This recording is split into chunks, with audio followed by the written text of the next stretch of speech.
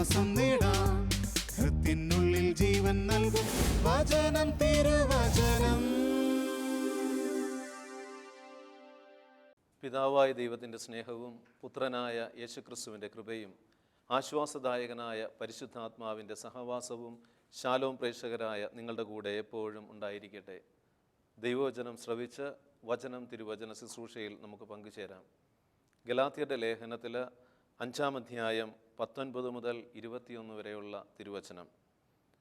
ആത്മാവ് നിങ്ങളെ നയിക്കുന്നുവെങ്കിൽ നിങ്ങൾ നിയമത്തിന് കീഴിലല്ല. ജഡത്തിൻ്റെ വ്യാപാരങ്ങൾ എല്ലാവർക്കും അറിയാം. അവ വ്യഭിചാരം, അശുദ്ധി, ദുർവൃത്തി, വിഗ്രഹാരാധന, ആഭിചാരം, ശത്രുത, കലഹം, അസൂയ, കോപം, മാത്സര്യം, ഭിന്നത, വിഭാഗിക ചിന്ത, വിദ്വേഷം, മദ്യപാനം, മധുരോത്സവം ഇവയും ഈദൃശ്യമായ മറ്റു പ്രവൃത്തികളുമാണ്. ഇത്തരം പ്രവൃത്തികളിൽ ഏർപ്പെടുന്നവർ ദൈവരാജ്യം അവകാശപ്പെടുത്തുകയില്ലെന്ന് മുമ്പ് ഞാൻ നിങ്ങൾക്ക് നൽകിയ താക്കീത് ഇപ്പോഴും ആവർത്തിക്കുന്നു. ക്രിസ്തുവിൽ സ്നേഹമുള്ളവരെ, പാപമില്ല, ദൈവമില്ല എന്നൊക്കെ പറയുന്ന ഒരു മനോഭാവം ഇന്ന് സമൂഹങ്ങളിൽ വർദ്ധിച്ചു വരുന്നതും നമുക്ക് കാണാനായിട്ട് സാധിക്കും. എന്ത് ചെയ്താലും അത് കുഴപ്പമില്ല, പാപമല്ല എന്നൊക്കെ പറയുന്ന പാപബോധം നഷ്ടപ്പെട്ട ഒരു സമൂഹം നമ്മുടെ ചുറ്റുപാടുകളിലുണ്ട്. ദൈവത്തിനെതിരായി എന്ത് നിലപാടെടുത്താലും അത് പ്രശ്നമല്ലെന്നും, അതുപോലെ എൻ്റെ സ്വാർത്ഥതയ്ക്ക് വേണ്ടി എൻ്റെ ഇഷ്ടങ്ങൾ പാപമാണെങ്കിൽ തന്നെ അതെൻ്റെ ഇഷ്ടമായി മാറുമ്പോൾ അത് പാപമല്ല എന്ന് വാശി പിടിക്കുന്നവരും ഇന്ന് ചുറ്റുപാടുകളിൽ നമുക്ക് കാണാനായിട്ട് സാധിക്കും. എന്താണ് പാപം? ദൈവം നൽകിയ നിയമങ്ങളെ ലംഘിച്ച് ദൈവത്തിൽ നിന്ന് അകലുന്നതാണ് പാപം എന്ന് നമുക്ക് കാണാനായിട്ട് സാധിക്കും. പാപത്തെക്കുറിച്ച് തിരുവചനങ്ങളിലൂടെ നമുക്ക് കണ്ടെത്താൻ കഴിയുന്ന ചില യാഥാർത്ഥ്യങ്ങളുണ്ട്. എന്താണ് പാപം?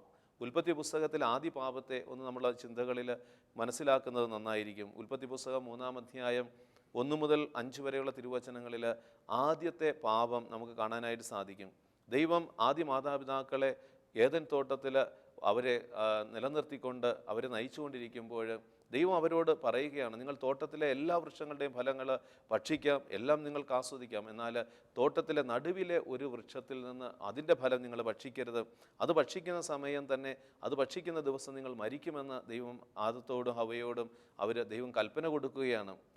വചനം ഇപ്രകാരമാണ്.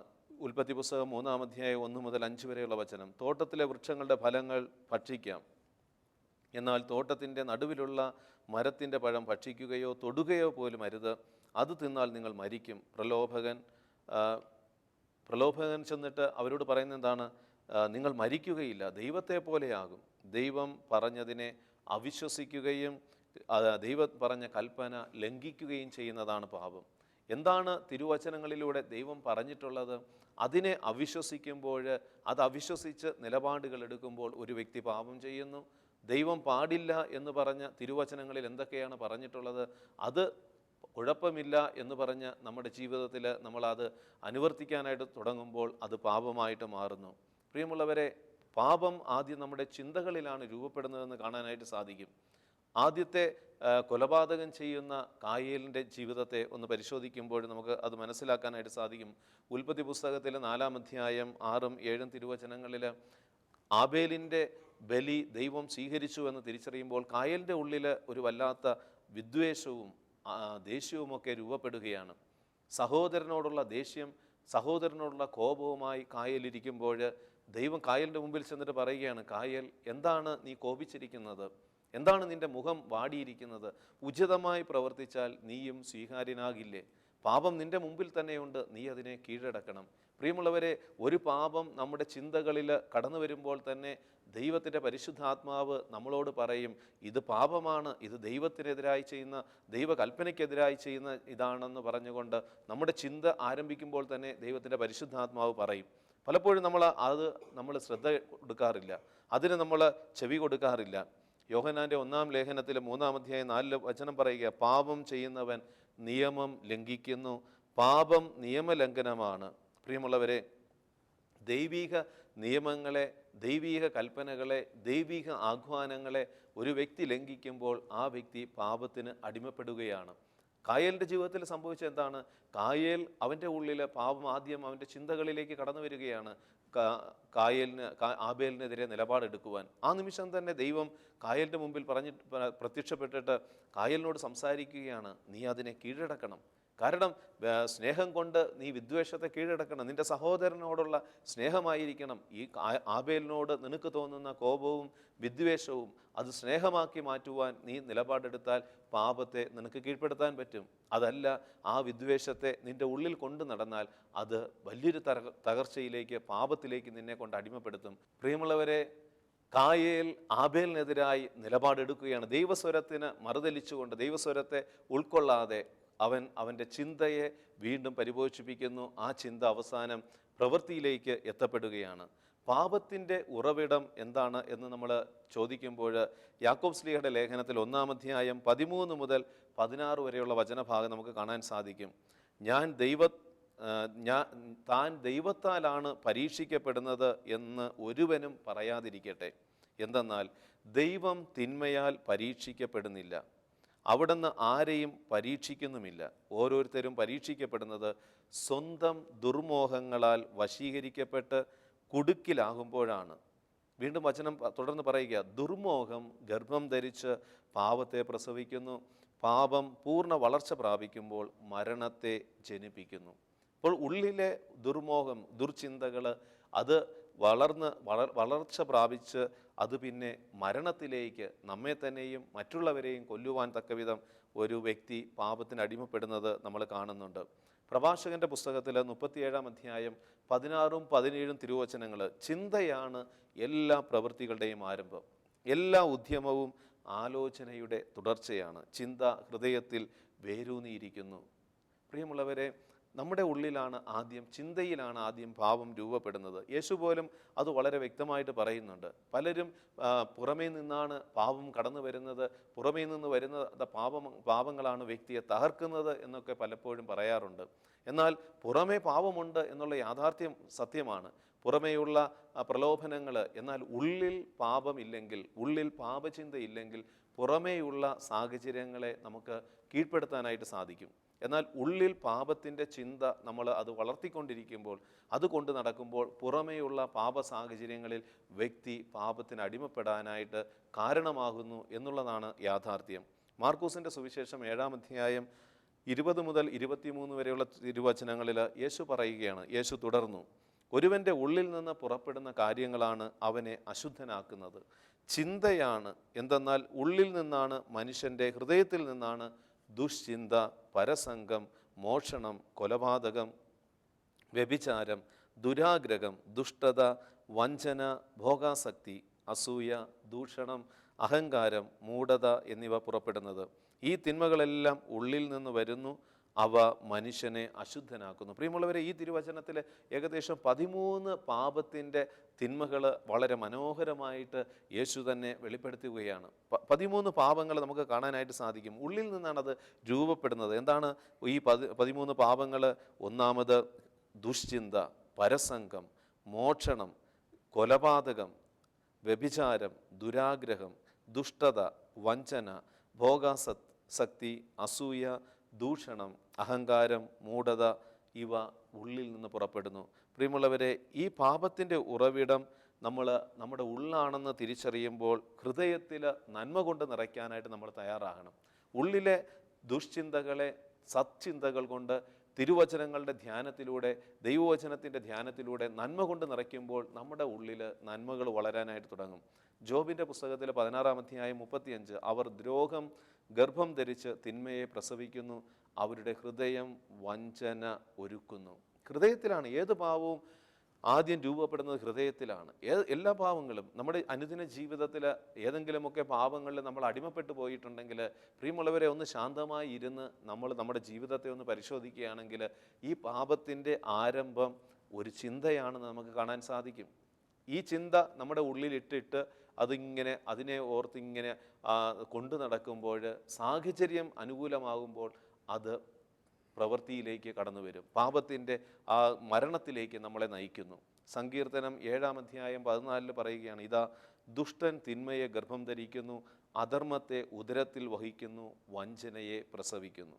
അപ്പോൾ ഉള്ളിൽ തിന്മകൾ കൊണ്ട് നടക്കുമ്പോൾ ഉള്ളിൽ തിന്മകൾ നിറച്ചു വെച്ചിട്ട് ഇത് പുറമേ വരുന്ന സാഹചര്യങ്ങളാണ് എന്നെ പാപത്തിൽ അടിമപ്പെടുത്തുന്നത്, മറ്റൊരാളാണ് എൻ്റെ പാപത്തിന് കാരണമെന്ന് നമ്മൾ പറയുമ്പോൾ ഓർത്തുകൊള്ളണം, നമ്മൾ യഥാർത്ഥത്തിൽ ദൈവത്തിനെതിരായിട്ട് സംസാരിക്കുകയാണ്.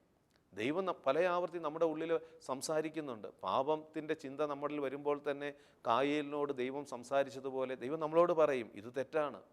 ഒരാളെക്കുറിച്ച് പരദൂഷണം പറയാനായിട്ട് നീ ചിന്തിച്ചുകൊണ്ടിരിക്കുമ്പോൾ തന്നെ ദൈവം പറയും, തിരുവചനത്തിലൂടെ നിന്റെ ചിന്തകളിൽ കൊണ്ടുവരും, പരദൂഷണം ഏറ്റവും വലിയ പാപമാണ്, സഹോദരനെതിരെ തിന്മ നിരൂപിക്കരുത്. പരദൂഷണം പറയുമ്പോൾ യഥാർത്ഥത്തിൽ നീ പാപത്തിന് അടിമപ്പെടാനായിട്ട് സാധ്യതയുണ്ട്. അതുകൊണ്ട് പരദൂഷണം അവസാനിപ്പിക്കുക. അല്ലെങ്കിൽ ഏതെങ്കിലുമൊക്കെ അസൂയ, അല്ലെങ്കിൽ മറ്റുള്ളവരെ തകർക്കണമെന്നുള്ള ചിന്ത, അല്ലെങ്കിൽ ആരുടെയെങ്കിലും വിശുദ്ധി തകർക്കാനായിട്ട് അതിനെക്കുറിച്ചുള്ള ചിന്തകൾ, വിശുദ്ധിക്ക് വിരുദ്ധമായ അശുദ്ധ ചിന്തകൾ നമ്മുടെ ഉള്ളിൽ നമ്മൾ കൊണ്ടുവരുമ്പോൾ തന്നെ ദൈവത്തിൻ്റെ പരിശുദ്ധാത്മാവ് പറയും, ഇത് പാപമാണ്, ഇത് ശരിയല്ല, വിശുദ്ധിക്ക് വേണ്ടി നീ വിളിക്കപ്പെട്ടവനാണ്. അതുകൊണ്ട് ഈ ചിന്തകൾ ഉള്ളിലിട്ട് താലോലിക്കാതെ വിശുദ്ധമായ ചിന്തകൾ നീ രൂപപ്പെടുത്തുക എന്ന് ദൈവത്തിൻ്റെ പരിശുദ്ധാത്മാവ് നമ്മളോട് പറയും.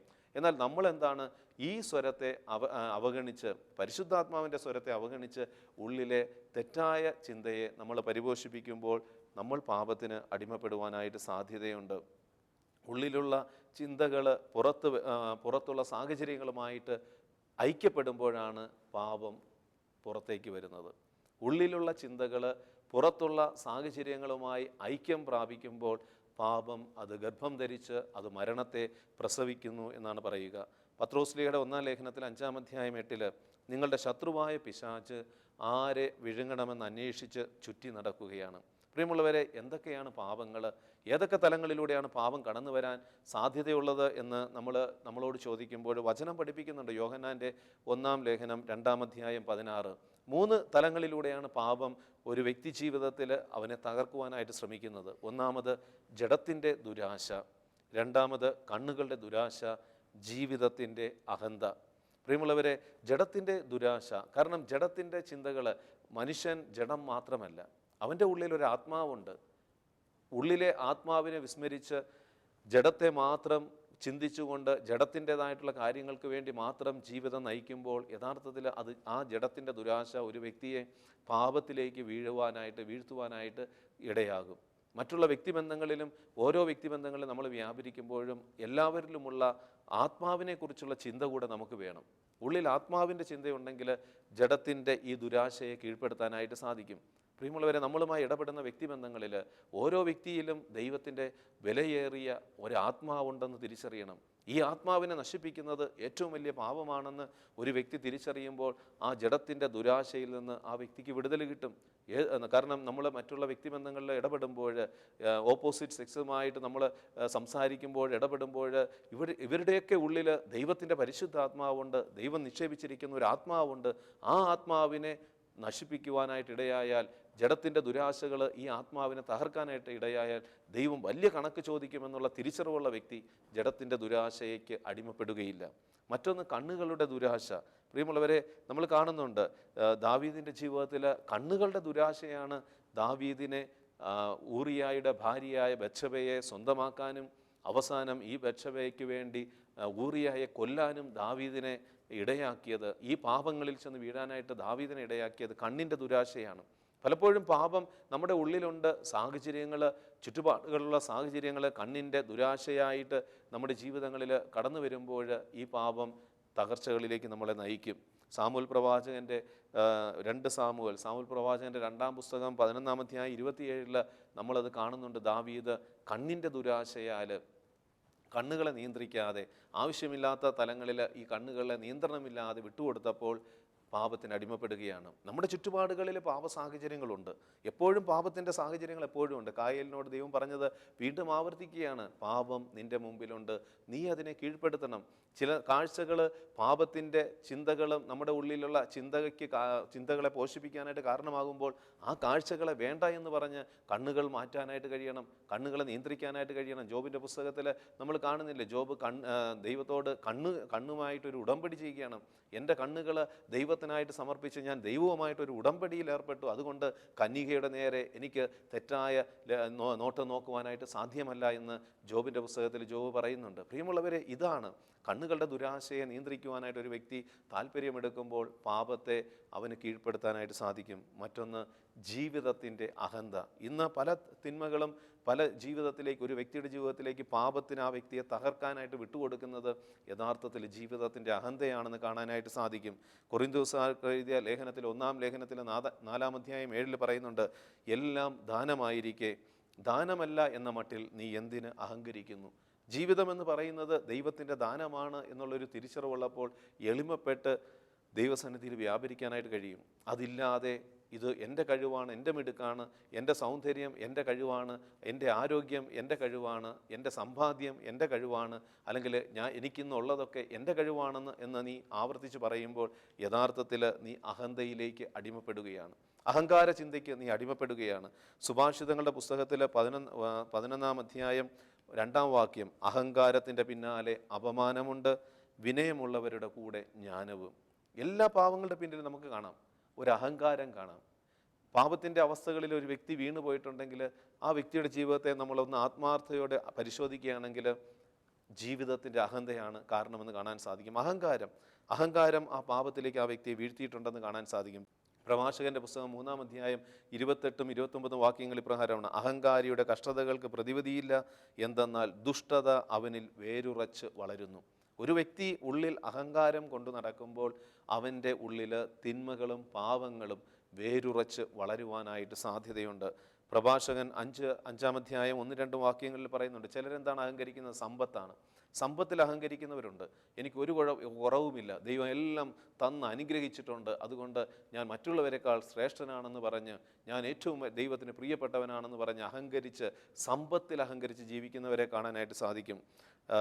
പ്രഭാഷകന്റെ പുസ്തകം 5-ാം അധ്യായം 1-2 വാക്യം, സമ്പത്തിൽ ആശ്രയിക്കരുത്, എനിക്ക് മതിയാവോളം ഉണ്ടെന്ന് മേനി പറയുകയും അരുത്. ചിലരൊക്കെ സമ്പത്ത് കൂടി കഴിയുമ്പോൾ വെറുതെ ഇങ്ങനെ ആവശ്യമില്ലാത്ത രീതിയിൽ എനിക്ക് ആവശ്യത്തിലേറെയുണ്ട്, എൻ്റെ തലമുറയ്ക്ക് എൻ്റെ പിൻതലമുറയ്ക്ക് 5 തലമുറയ്ക്കുള്ളതൊക്കെ ഞാൻ സമ്പാദിച്ചിട്ടുണ്ടെന്ന് പറഞ്ഞ് അഹങ്കരിച്ച് ജീവിക്കുമ്പോൾ ആ വ്യക്തി അറിയാതെ പലതരത്തിലുള്ള പാപത്തിൻ്റെ തിന്മകളിലേക്ക് ചെന്ന് വീഴുന്നതായിട്ട് കാണാനായിട്ട് സാധിക്കും. വെളിപാട് പുസ്തകം 3-ാം അധ്യായം 17 പറയുകയാണ്, എന്തെന്നാൽ ഞാൻ ധനവാനാണ്, എനിക്ക് സമ്പത്തുണ്ട്, ഒന്നിനും കുറവില്ല എന്ന് നീ പറയുന്നു, എന്നാൽ നീ നികൃഷ്ടനാണ്, ദയനീയനാണ്, ദരിദ്രനാം, അന്ധനും നഗ്നനും ആണെന്ന് നീ അറിയുന്നില്ല. ഉള്ളിൽ അഹങ്കാരം വയ്ക്കുമ്പോൾ, സമ്പത്ത് വെച്ചുകൊണ്ട് ഒരു വ്യക്തി അഹങ്കരിക്കുമ്പോൾ അവൻ അറിയുന്നില്ല, അവൻ യഥാർത്ഥത്തിൽ നികൃഷ്ടനായി മാറുകയാണ്. പാപത്തിൻ്റെ ചെളിക്കുണ്ടിൽ അവൻ അറിയാതെ വീണുകൊണ്ടിരിക്കുകയാണ്. അവൻ നഗ്നനാണെന്ന് അവൻ അറിയുന്നില്ല. അവൻ്റെ അഹങ്കാരം, നമ്മൾ ആദ്യ മാതാപിതാക്കൾ യഥാർത്ഥത്തിൽ ദൈവത്തെ പോലെ ആഹാമെന്നുള്ള അഹങ്കാര ചിന്ത അവരുടെ ഉള്ളിൽ നിറഞ്ഞപ്പോഴാണ് അവർ നഗ്നരാണ്, പിന്നെ അവർ നഗ്നരായിട്ട് മാറുകയാണ്. ആദ്യ മാതാപിതാക്കൾക്ക് ആ നഗ്നതയെക്കുറിച്ചുള്ള അറിവെങ്കിലും ഉണ്ടായി. ഇന്ന് ഈ ആധുനിക ലോകത്തിൽ ഉള്ളിൽ അഹങ്കാരം വെച്ച് നടക്കുന്ന വ്യക്തി അവൻ നഗ്നനാണെന്ന് തിരിച്ചറിയുന്നില്ല. ഇന്ന് നമ്മൾ ചുറ്റുപാടുകളിൽ കാണുന്നില്ലേ, പാപത്തിൻ്റെ തിന്മകൾക്ക് അടിമപ്പെട്ട് ചില വ്യക്തികൾ നഗ്നതയിൽ ഈ ലോകത്തിലെ ചെറിയ ആവശ്യമില്ലാത്ത നഗ്നത പ്രദർശിപ്പിച്ചുകൊണ്ട് വസ്ത്രങ്ങൾ ധരിച്ചിട്ട് ഞങ്ങൾ നഗ്നരല്ല എന്ന് പറഞ്ഞ് ധാർഷ്ട്യം കാണിക്കുന്ന ഒരു കാലഘട്ടത്തിൽ ജീവിക്കുമ്പോൾ പാപം എത്രമാത്രം വ്യക്തികളെ കാർന്നു തിന്നുകൊണ്ടിരിക്കുന്നു എന്ന് നമ്മൾ തിരിച്ചറിയണം. തിമോത്തിയോസിൻ്റെ 1-ാം ലേഖനത്തിൽ 6-ാം അധ്യായം 10 പറയുക, ധനമോഹമാണ് എല്ലാ തിന്മകളുടെയും അടിസ്ഥാന കാരണം. ധനമോഹത്തിലൂടെ പലരും വിശ്വാസത്തിൽ നിന്ന് വ്യതിചലിച്ചു പോകാനും ഒട്ടേറെ വ്യതകളാൽ തങ്ങളെ തന്നെ മുറിപ്പെടുത്താനും ഇടയായിട്ടുണ്ട്. പലതരത്തിലുള്ള കുടുംബ ബന്ധങ്ങളിൽ, സാമൂഹ്യ പ്രശ്നങ്ങളിലൊക്കെ പാപത്തിൻ്റെ തിന്മകൾ കടന്നു വരാൻ ഈ ധനമോഹം ഇടയായിട്ടുണ്ട്. ധനമോഹം കാരണം കുടുംബ ബന്ധങ്ങളിൽ അല്ലെങ്കിൽ വ്യക്തി ജീവിതത്തിൽ, സാമൂഹ്യ ജീവിതത്തിൽ പാപം സ്വാധീനം ചെലുത്താനായിട്ട് ഇടയായിട്ടുണ്ട്. അപ്പോൾ നമ്മൾ ഈ ദിനത്തിൽ സമ്പത്തിൻ്റെ അഹങ്കാരത്തിൽ ഞാൻ ജീവിക്കുന്നുണ്ടോ? എനിക്കെല്ലാം ഉണ്ട്, സമ്പാദ്യം എനിക്കുണ്ടെന്ന് പറഞ്ഞ് നമ്മൾ അഹങ്കരിക്കുമ്പോൾ യഥാർത്ഥത്തിൽ നമ്മൾ പാപത്തിന് അടിമപ്പെട്ടുകൊണ്ടിരിക്കുകയാണ്. മറ്റൊന്ന്, ചിലർ ആരോഗ്യത്തിലും സൗന്ദര്യത്തിലും ഉള്ള അഹങ്കാര ചിന്തയിൽ ജീവിക്കുന്നവരുണ്ട്. ഈ ആരോഗ്യം അതിൽ അഹങ്കരിക്കുന്നവരുണ്ട്, സൗന്ദര്യം അതിൽ അഹങ്കരിക്കുന്നവരുണ്ട്. യേശയ്യാ പ്രവാചകന്റെ പുസ്തകത്തിൽ 3-ാം അധ്യായം 16 മുതൽ 24 വരെയുള്ള വചനഭാഗങ്ങളിൽ ഈ മേഖലകളിലെ പാപത്തിന് അടിമപ്പെട്ട വ്യക്തികൾ ധ്യാനിക്കേണ്ട ഒരു മനോഹരമായ, നമ്മെ തന്നെ രൂപാന്തരപ്പെടുത്താൻ സഹായിക്കുന്ന ഒരു വചനമുണ്ട്. ചിലർ അഹങ്കരിക്കും, എൻ്റെ ശരീരത്തെക്കുറിച്ച് അഹങ്കരിക്കുന്നവരുണ്ട്, സൗന്ദര്യത്തെക്കുറിച്ച് അഹങ്കരിക്കുന്നവരുണ്ട്. നമുക്കറിയാം, ഒരു നിമിഷം മതി ഈ ആരോഗ്യവും സൗന്ദര്യവും ഒന്നുമല്ലാത്തതായി മാറാൻ. ഒരു നിമിഷം മതി നമ്മുടെ ഈ സൗന്ദര്യം വികൃതമായ രൂപമാകുവാൻ. ഒരു നിമിഷം മതി നമ്മുടെ ആരോഗ്യം ക്ഷയിച്ച് നമ്മൾ തളർന്ന് വീഴുവാൻ. ഇതൊന്നും തിരിച്ചറിയാതെ മനുഷ്യനിൽ നിന്ന് അഹങ്കരിക്കുകയാണ് പാപം. പാപത്തിൻ്റെ വലയത്തിൽ ആ വ്യക്തികൾ അടിമപ്പെടുകയാണ്. യെശയ്യാ പ്രവാചകന്റെ പുസ്തകം 3-ാം അധ്യായം 16 മുതൽ 24 വചനങ്ങൾ. കർത്താവ് അരുൾ ചെയ്യുന്നു, സീയോൻ പുത്രിമാർ ഗർവിഷ്ഠരും ഞെളിഞ്ഞു നടക്കുന്നവരും കടക്കണ്ണി എറിയുന്നവരും പാദസ്വരം കിലുക്കി അലസ ഗമനം ചെയ്യുന്നവരുമാണ്. കർത്താവ് അവരുടെ ശിരസ് ചിരങ്ങുകൊണ്ട് നിറയ്ക്കും, അവരെ നഗ്നരാക്കും. അന്ന് കർത്താവ് അവരുടെ പാദസ്വരത്തിൻ്റെ അലങ്കാരവും തലമുടിയുടെ കിരീടവും കുണ്ടലവും വളയും കണ്ഠപടവും ശിരോവസ്ത്രവും തോൾവളയും അരപ്പട്ടയും സുഗന്ധ ചിമിഴും ഏലസും മുദ്രമോതിരവും മൂക്കുത്തിയും വിലപിടിച്ച വസ്ത്രവും മേലങ്കിയും കുപ്പായവും ചെറുസഞ്ചിയും ലോലമായ വസ്ത്രവും പട്ടുവസ്ത്രവും തലപ്പാവും മൂടുപടവും എടുത്തുമാറ്റും. പ്രിയമുള്ളവരെ, വചനത്തിൽ പറഞ്ഞ ചില കാര്യങ്ങൾ ഇന്ന് ചുറ്റുപാടുകളിൽ നമ്മൾ കാണുന്നുണ്ട്. ചിലർ അവരുടെ സൗന്ദര്യത്തിൽ മതിമറന്ന് ആവശ്യമില്ലാത്ത രീതിയിൽ പാപത്തിൻ്റെ ജീവിത ശൈലിയിലൂടെ കടന്നു പോകും. മറ്റുള്ളവരെ പാപത്തിലേക്ക് വീഴ്ത്താനായിട്ട് ശ്രമിച്ചുകൊണ്ട് വസ്ത്രധാരണ ധരിക്കുന്നവരുണ്ട്. വചനം പറയുന്നു, എത്രയോ നൂറ്റാണ്ടുകൾക്ക് മുമ്പ് തിരുവചനത്തിൽ പറഞ്ഞ കാര്യങ്ങൾ ഇന്ന് ചുറ്റുപാടുകളിൽ സംഭവിക്കുന്നത് കാണുമ്പോൾ ഈ വചനത്തിൻ്റെ ശക്തി എത്രമാത്രമാണെന്ന് തിരിച്ചറിയണം പ്രിയമുള്ളവർ. കാരണം വിലപിടിച്ച വസ്ത്രവും മേലങ്കിയും കുപ്പായവും ചെറുസഞ്ചിയും നമ്മൾ കാണുന്നുണ്ട്. ചിലരുടെയൊക്കെ ജീവിത ശൈലി ചെറുസഞ്ചിയും ലോലമായ വസ്ത്രവും. ഇന്ന് നഗ്നതയെ ശരീരത്തിലെ നഗ്നത മറയ്ക്കാൻ വേണ്ടിയാണ് വസ്ത്രം ധരിക്കുന്നതെന്നുള്ള തിരിച്ചറിവ് നഷ്ടപ്പെടുത്തിക്കൊണ്ട് ആവശ്യമില്ലാത്ത ലോലമായ വസ്ത്രങ്ങൾ ധരിച്ച് പട്ടുവസ്ത്രവും തലപ്പാവും മൂടുപടവും ഒക്കെ ധരിച്ചുകൊണ്ട് മറ്റുള്ളവരെ പാപത്തിലേക്ക് വീഴ്ത്താൻ ശ്രമിക്കുന്ന ഒരു ചുറ്റുപാടുകൾ ഇന്ന് നമുക്ക് സമൂഹത്തിൽ കണ്ടുമുട്ടാനായിട്ട് സാധിക്കും. കാരണം എന്താണ്? ഈ പാപത്തിന് ആ വ്യക്തികൾ അടിമപ്പെടാൻ കാരണം എന്താണ്? അവരെപ്പോഴും ശരീരത്തിൽ അഹങ്കരിച്ചവരാ, സൗന്ദര്യത്തിൽ അഹങ്കരിച്ചവരാ. നീ ശരീരത്തിലും സൗന്ദര്യത്തിൽ അഹങ്കരിക്കുമ്പോൾ ഇതുപോലുള്ള തിന്മകൾ അറിയാതെ കയറിപ്പറ്റും. പ്രിയമുള്ളവരെ, അങ്ങനെ ജീവിക്കുന്ന വ്യക്തിക്ക് കടന്നു വരാനുള്ള തകർച്ച വചനം പറയുകയാണ്. പരിമളത്തിന് പകരം ദുർഗന്ധം, അരപ്പട്ടയ്ക്ക് പകരം കയർ, പിന്നിയ തലമുടിക്ക് പകരം കഷണ്ടി, വിലപിടിപ്പുള്ള പുറം കുപ്പായത്തിന് പകരം ചാക്ക്, സൗന്ദര്യത്തിന് പകരം അവമതി. പ്രിയമുള്ളവരെ, പ്രഭാഷകന്റെ പുസ്തകം 10-ാം അധ്യായം 9-10 വചനങ്ങളിൽ പറയുകയാണ്, പൊടിയും ചാരവുമായ മനുഷ്യന് അഹങ്കരിക്കുവാൻ എന്തുണ്ട്? ജീവിച്ചിരിക്കെ തന്നെ അവൻ്റെ ശരീരം ജീർണിക്കുന്നു. നിസാര രോഗമെന്ന് ഭിക്ഷുക്കരന്മാർ പുച്ഛിച്ചു തള്ളുന്നു, എന്നാൽ ഇന്ന് രാജാവ്, നാളെ ജഡം. ശരീരത്തെക്കുറിച്ച് സൗന്ദര്യത്തെക്കുറിച്ച് അഹങ്കരിക്കുന്ന വ്യക്തി തിരിച്ചറിയണം, പൊടിയും ചാരവുമായ മനുഷ്യന് അഹങ്കരിക്കുവാൻ എന്തുണ്ട്? അഹങ്കാരം പാപമാണെന്ന് തിരിച്ചറിയണം. ഈ അഹങ്കാരം നിന്റെ പൊടിയും ചാരവുമായ നിന്റെ ഈ ജീവിതം, മനുഷ്യ നീ മണ്ണാകുന്നു, മണ്ണോട് ചേരുമെന്ന് നമ്മൾ പല ആവർത്തി ഗാനം കേട്ടിട്ടുണ്ട്. നമ്മൾ ഈ കേട്ട ഗാനം നമ്മുടെ ജീവിതവുമായിട്ട് ചേർത്ത് വയ്ക്കാത്തത് കൊണ്ട് എന്താണ്? നമ്മൾ പലപ്പോഴും ശരീരത്തിൽ അഹങ്കരിക്കുന്നു, സൗന്ദര്യത്തിൽ അഹങ്കരിക്കുന്നു. വചനം പഠിപ്പിക്കുന്ന എന്താണ്? ജീവിച്ചിരിക്കെ തന്നെ അവൻ്റെ ശരീരം ജീർണിക്കുന്നു, നിസ്സാര രോഗമെന്ന് ഭിക്ഷുങ്കരൻ പുച്ഛിച്ചു തള്ളുന്നു, എന്നാൽ ഇന്ന് രാജാവ്, നാളെ ജഡം. ചുറ്റുപാടുകളിൽ നടക്കുന്ന സംഭവങ്ങൾ ഈ വചനത്തെ എത്രയോ കാര്യങ്ങൾ സ്ഥിരീകരിക്കുന്നുണ്ട്. ചിലർ അഹങ്കരിക്കുന്ന എന്താണ്? അധികാരത്തിൽ അഹങ്കരിക്കുന്നവരുണ്ട്. അധികാരമെന്ന് പറയുന്നത് ദൈവത്തിൻ്റെ ദാനമാണ്. ശുശ്രൂഷ ചെയ്യുവാൻ ദൈവം ഒരാൾക്ക് കൊടുക്കുന്നതാണ്. സഭയിലാകാം, രാഷ്ട്രീയ മേഖലകളിലാകാം, സാമൂഹിക മേഖലകളിലാകാം. ഇവിടെയൊക്കെ അധികാരം കൈയാളുന്നവർ പാപത്തിൽ വീഴാതിരിക്കണമെങ്കിൽ ഈ അധികാരം സേവനത്തിനുള്ളതാണ്. ദൈവത്തിൻ്റെ ആ കീഴിൽ നിന്നുകൊണ്ട്, ദൈവത്തിൻ്റെ കീഴിൽ നിന്നുകൊണ്ട് നന്മ ചെയ്യാനായിട്ടുള്ളതാണ്, ആരെയും തകർക്കാനുള്ളതെന്നുള്ള ഒരു ബോധ്യമുണ്ടാകണം. അപ്പോസ്തല പ്രവർത്തനത്തിൽ നമ്മൾ കാണുന്നുണ്ട് 12-ാം അധ്യായത്തിൽ 21 മുതൽ 23 വരെയുള്ള തിരുവചനങ്ങളിൽ അധികാരത്തിൽ അഹങ്കരിച്ച ഒരു മനുഷ്യൻ, ഹെറോദേസ് രാജാവ്, അവൻ രാജകീയ പ്രൗഢകരമായ വസ്ത്രങ്ങൾ ധരിച്ച് അവൻ ഉപവിഷ്ടനായി പെട്ടെന്ന് ജനക്കൂട്ടം വിളിച്ചു പറഞ്ഞു, ഇതാ ഒരു ദേവൻ്റെ സ്വരമാണ്, മനുഷ്യൻ്റേതല്ല. പെട്ടെന്ന് കർത്താവിൻ്റെ ഒരു ദൂതൻ അവനെ അടിച്ചു വീഴ്ത്തി. എന്തെന്നാൽ ദൈവത്തിന് അവർ മഹത്വം നൽകിയില്ല, പുഴുക്കൾക്കിരയായി അവൻ അന്ത്യശ്വാസം വലിച്ചു. ദൈവം തരുന്ന അധികാരങ്ങൾ ദൈവത്തെ മഹത്വപ്പെടുത്തി നന്മയ്ക്കായിട്ട് ആ അധികാരത്തെ ഉപയോഗിക്കാതെ സ്വാർത്ഥതയ്ക്ക് വേണ്ടി, തൻ്റേതായിട്ടുള്ള സ്വാർത്ഥ നേട്ടങ്ങൾക്ക് വേണ്ടി, മറ്റുള്ളവരെ തകർക്കുന്നതിന് വേണ്ടി തൻ്റെ അധികാരം ഉപയോഗിച്ചിട്ടുണ്ടെങ്കിൽ അവനുണ്ടാകുന്ന അവസാനം എന്ന് പറയുന്നത് അവൻ പുഴുക്കൾക്കിരയായി അന്ത്യശ്വാസം വലിക്കുമെന്നാണ് വചനം പറയുന്നത്.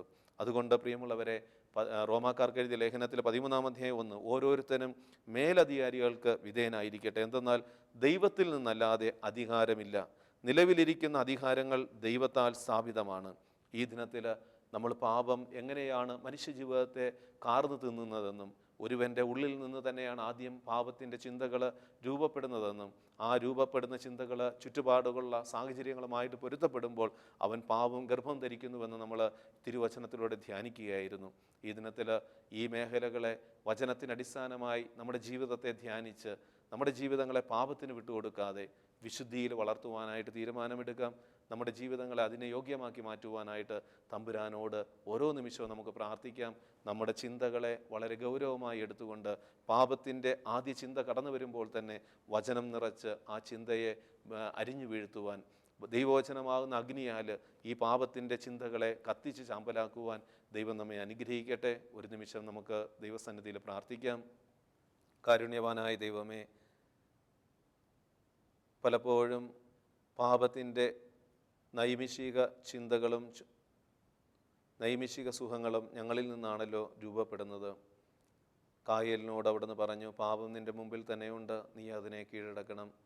കാരുണ്യവാനായ ദൈവമേ, ഒരു ചെറിയ പാപം പോലും ഞങ്ങളുടെ ചിന്തകളിൽ രൂപപ്പെടുമ്പോൾ ആ നിമിഷം തന്നെ അതിനെ കീഴ്പ്പെടുത്തുവാനായിട്ടുള്ള ആത്മീയ ചൈതന്യവും ആത്മീയ ബലവും അതിന് യോഗ്യമായ വചനങ്ങളും നൽകി ഞങ്ങളെ അനുഗ്രഹിക്കണമേ.